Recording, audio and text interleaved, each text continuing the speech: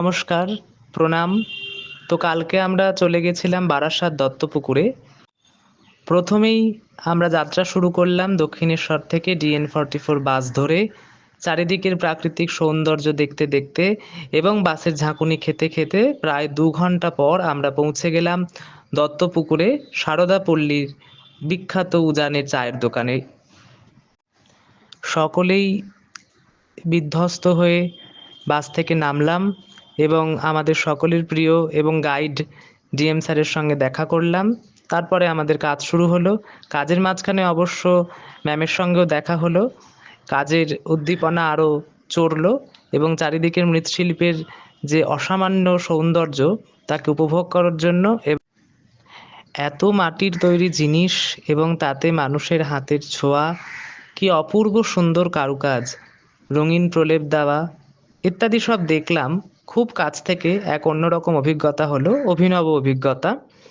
এরপর রাস্তার দুই পাশে বিভিন্ন মাটির জিনিস তৈরি থেকে শুরু করে কিভাবে তা বাজারজাত হয় এবং কিভাবে এই শিল্পকে কেন্দ্র করে তারা তাদের প্রতিদিনের যাপিত জীবনকে এগিয়ে নিয়ে চলে, সেই সমস্তই আমরা প্রত্যক্ষভাবে শুনলাম সেই সমস্ত কারিগর শিল্পীদের কাছ থেকে।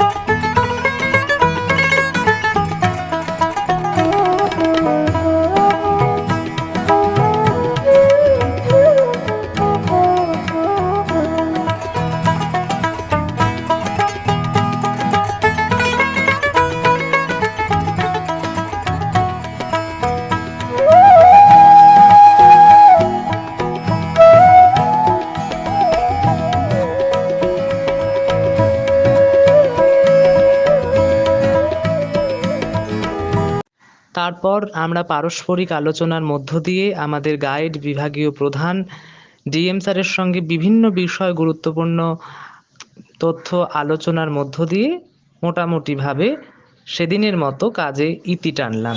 আজকের ইয়েটা তোমার কেমন লেগেছে বলো? অসাধারণ জায়গা, অসাধারণ পরিবেশ, খুব ভালো লাগছে। অনেক কিছু দেখলাম, নতুন নতুন জিনিস, কোনো মাটির কাজ এইরকম নিজের চোখে দেখিনি তৈরি হতে, দেখলাম প্রথমবার, খুব ভালো লাগলো। বেশ ভালো, মাটির বোতলটা কিন্তু খুব ভালো লাগছিল। কিন্তু অভিজ্ঞতা হয়েছে এখানে আসার পর, অনেক কিছু জানতে পেরেছি।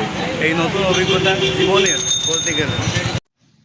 অবশেষে বিখ্যাত সেই উজানের চায়ের দোকানে আমাদের ডিএম স্যার আমাদেরকে চা খাওয়ালেন। চায়ে চুমুক দিয়ে আবারও DN44 ধরে বাড়ির উদ্দেশ্যে রওনা দিলাম। এখানে বলা বাহুল্য, বাড়ি বলতে কিন্তু বিদ্যা মন্দির। বাসে আস্তে আস্তে যখন সকলেই খুব বিধ্বস্ত, কাজের শ্রান্তি সকলকেই ছেয়ে ফেলেছে, তখন আমাদেরই একজন সতীর্থ বন্ধু জানালো যে আজকে ট্রিটটা ও দেবে, বিরিয়ানিটা খাওয়াবে। সেটা শুনে অবশ্য সকলের শ্রান্তি দূর হলো এবং আমরা আরও দ্বিগুণ উদ্দীপনা নিয়ে বিদ্যা মন্দিরের উদ্দেশ্যে রওনা দিলাম। সবাইকে দেওয়া হবে, কেউ গেলে ফেরত আসবে, কি তাই তো বন্ধু? না, তবে গরমে বিধ্বস্ত হয়ে গিয়েছি। না, এখন তো একটু হালকা হালকা হাওয়া লাগছে, কিছু বল।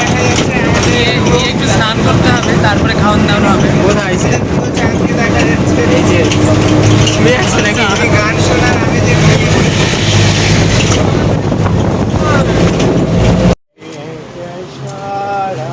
এই যে মঠে আমরা ঢুকে যাচ্ছি সারাদিন পর, আমরা আবার ফিরে এলাম। উদাহরণ কিছু বল, সারাদিন কেমন কাটলো? অনেক কষ্টের পরে আমরা এবার বিদ্যা মন্দিরে ঢুকবো। মানে কি বলবো, এই গরমে নিতে পারছি না গরমটা। বেলুন মাঠে খুব আনন্দ করে থাকি। কিছু বলো। এই যে আমরা ফিরে এলাম আজকে বিদ্যা মন্দিরের ছাত্র। আমরা সকাল থেকে আমাদের কলেজের এক্সকারশন ছিল, বিশেষত আমাদের ক্ষেত্র সমীক্ষার উপরে। দত্তপুকুরে মাটির জিনিসগুলো, বাংলা ভাষা সাহিত্য বিভাগের ছাত্র আমরা সারাদিনের পর এখন প্রায় 9টা বেজে গেছে, তার বেশি হয়ে গেছে, আমরা কলেজে এবার ফিরবো। আজ খুব ভালো লেগেছে আমাদের মৃৎশিল্পের উপর, সেই জন্য আমরা এই কাজ করে খুব খুশি। এবং আমার ভবিষ্যতে বন্ধু তো- আরও এর থেকে ভালো ভালো কাজ করার চেষ্টা করব। এবং আজকে রাত্রে সব কাজের শেষে যেটা সবচেয়ে ভালো লাগছে আমাদের বিরিয়ানি। যে ভিডিও করছে তার কাঁধেতেই 11টা বিরিয়ানি আছে। আমরা প্রত্যেকে আজকে বিরিয়ানি এবং থামস আপ খাবো। আর আপনাদেরও নিমন্ত্রণ, শ্রী ভবনের 4 তলায় চলে আসবেন, 403 নম্বর রুম। নমস্কার। ये पल जिंदगी का